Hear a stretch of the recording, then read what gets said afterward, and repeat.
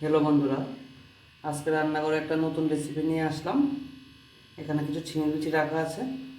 ছিঙে বিচিটা এখন আমি সিদ্ধ করে খোসা ছাড়িয়ে নেব। জলটা গরম হয়ে গেছে, ছিঙে বিচিগুলো দিয়ে দিচ্ছি জলের মধ্যে।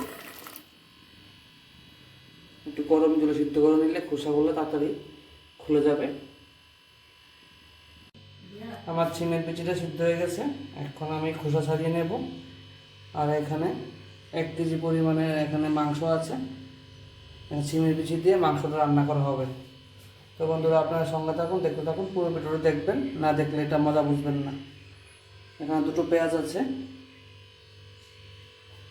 কাঁচা লঙ্কা, আদা আর রসুন আছে। আমি সবগুলো এখন মশলা পেস্ট করে নেব।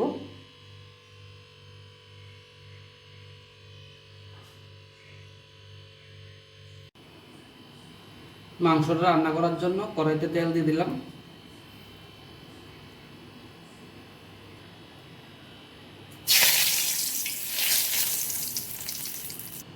তেজপাতাটা লাল লাল হয়ে গেছে, পেঁয়াজটা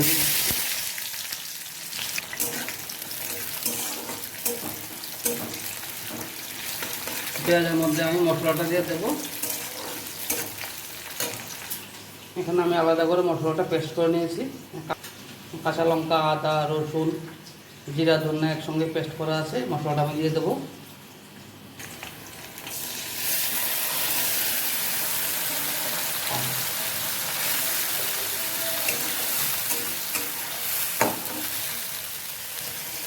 পরিমাণ মতো হলুদ দিয়ে দিচ্ছি,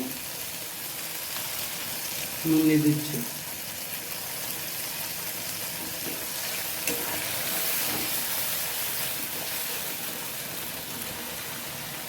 মশলাটার মধ্যে এখন চিকেনটা দিয়ে দিচ্ছি।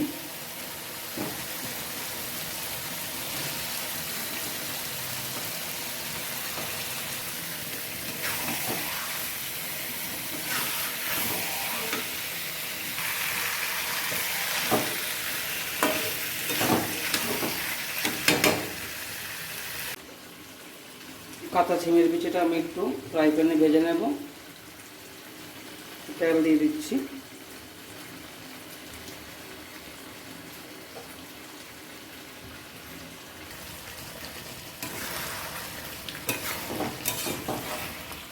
মাংসটা আমার মোটামুটি হয়ে এসছে।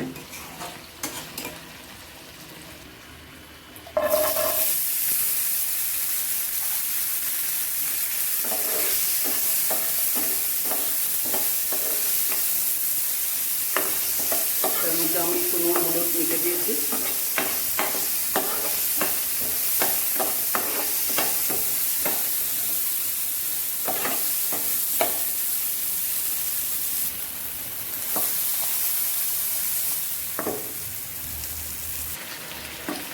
এখন আমি মাংসের মধ্যে চিংড়ি ভিজে দিয়ে দেবো, কারণ চিংড়ি ভিজিটা সিদ্ধ হবে মাংসের সঙ্গে।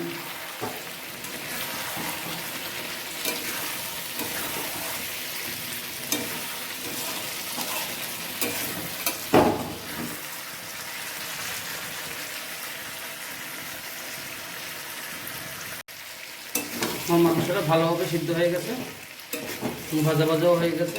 এখন আমি ঝোলের জন্য একটু জল দিয়ে দেবো মাংসের মধ্যে, কারণ চিংড়ি ভিজাগুলোও সিদ্ধ হবে একটু।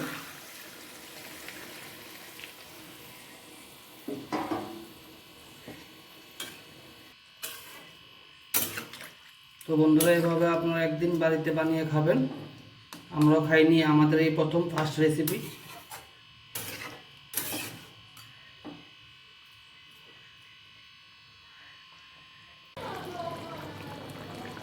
চিকেনটা হয়ে গেছে, এখন একটু গরম মশলা দিয়ে দিচ্ছি এটার মধ্যে।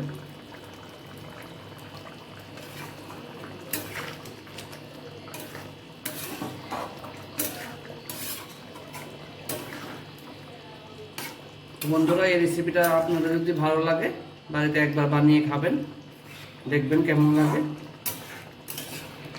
না খেলে রেসিপির টেস্ট বোঝা যায় না। চিমের বিচিগুলো খুব সিদ্ধ হয়ে গেছে, খুব সুন্দর।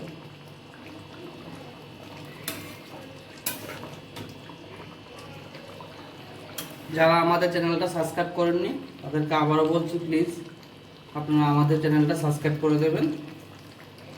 যদি ভিডিওটা ভালো লাগে লাইক করবেন, শেয়ার করবেন, কমেন্টস করবেন।